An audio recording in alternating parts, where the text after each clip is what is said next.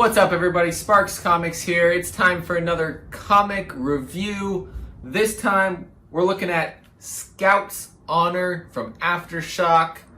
But first, like always, guys, hit the comments section, drop some comments. What do you think about this book? Hit the like button, subscribe if you haven't already, and we're gonna get into this after the intro.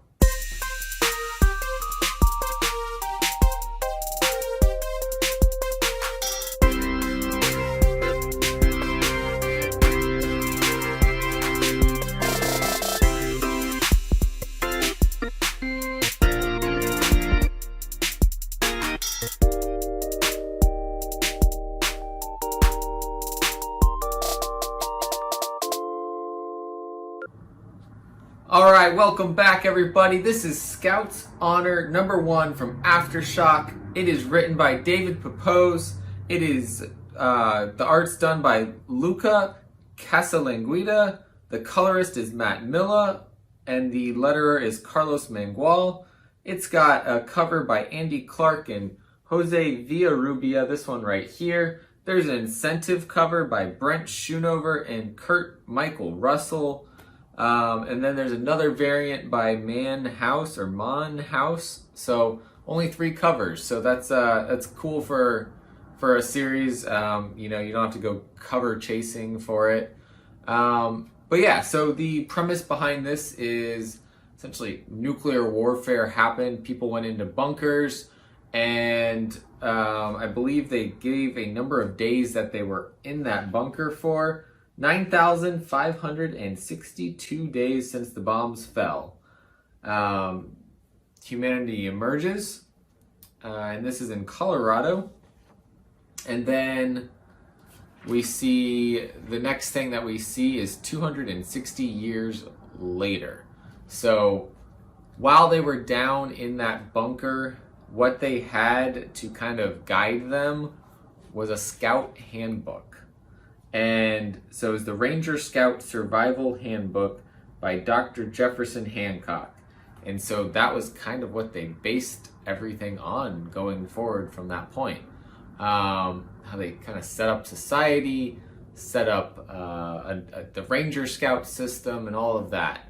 And so a little bit about myself. I was a Cub Scout, and then I did Boy Scouts for a little bit. I didn't go become an Eagle Scout, but I did it for a couple years, and so I'm pretty familiar with some of the ideas in scouting that they had, and the whole always be prepared thing.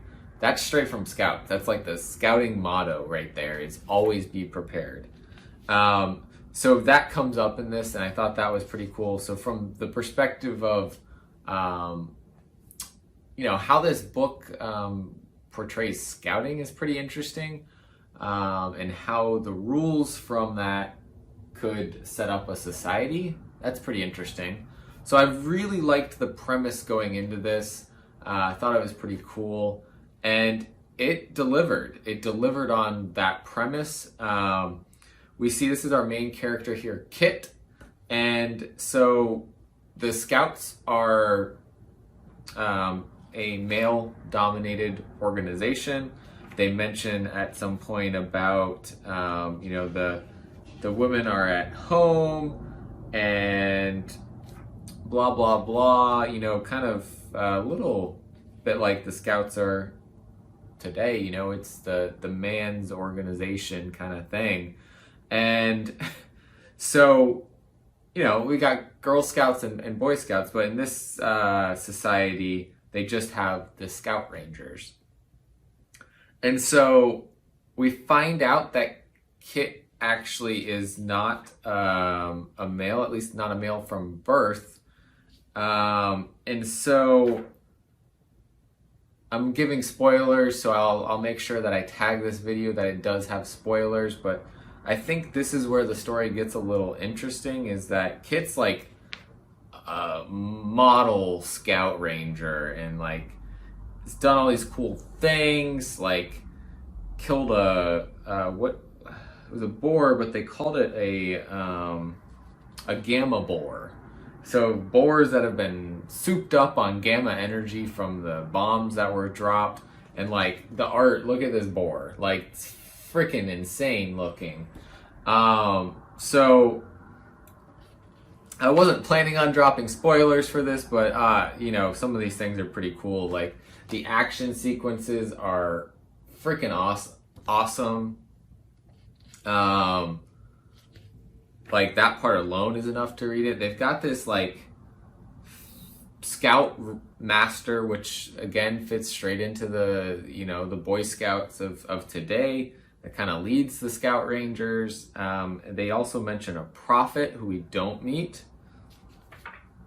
But yeah, so the last thing we see going on is that Kit and the other kind of main character, Des, are going out and looking at, you know, trying to scout to see what's going on. There's someone who came in to their city that was attacked by highwaymen.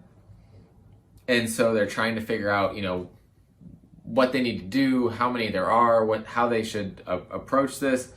And unfortunately, Kit gets found, but not necessarily directly by the highwaymen, by some probe kind of thing that's guarding this old military base that has lots of weapons in it, potentially.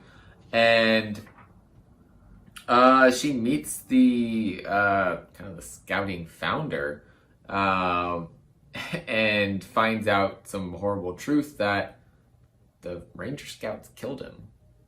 So that kind of shakes Kit's feelings towards the Scouts. You know, everything that Kit grew up learning and putting into place is kind of shaken at its core, because that all those values were from this guy that the Scout Rangers killed. The Scout Rangers might have actually been the cause of the war, is what I'm gathering from that. And so that's just like such a great ending to issue 1. That's just like, okay, I need to know what happens next in this book, because what else is going to happen? So honestly, like I was talking about, art is incredible in this, depicting the kind of this post-apocalyptic world. You know, it's not the most detailed at times, but it does a good job of showing what we need to see. And so I'll give the art an 8 out of 10. Story, 9 out of 10. Characters we don't know a whole lot about still. We know a little bit about Kit. Outside of Kit, we don't really know. So characters and character development, I'm going to give it a 6. So overall, I'd say this is like about an 8 for the book. Premise was great. Art was good. Story was good. I probably forgot to put a number in there somewhere, but I'll give it an 8 overall. I'd recommend picking this one up. This is from Aftershock Comics. Again, written by David Pepose and Luca Casalanguida on the art. So highly recommend checking it out, reading issue 1. Cool post-apocalyptic story. If you're tired of those, I think this definitely brings a different take on post-apocalyptic stories. So check it out. Scouts Honor #1 from Aftershock Comics. Thank you everybody for watching this. Like I said before, I'm gonna try to keep putting out more of these videos that are reviews of comics. Hopefully soon I'll be putting out some story arc reviews also, so stay tuned for that. As always, guys, remember to collect what you love, and I'll see you guys next time.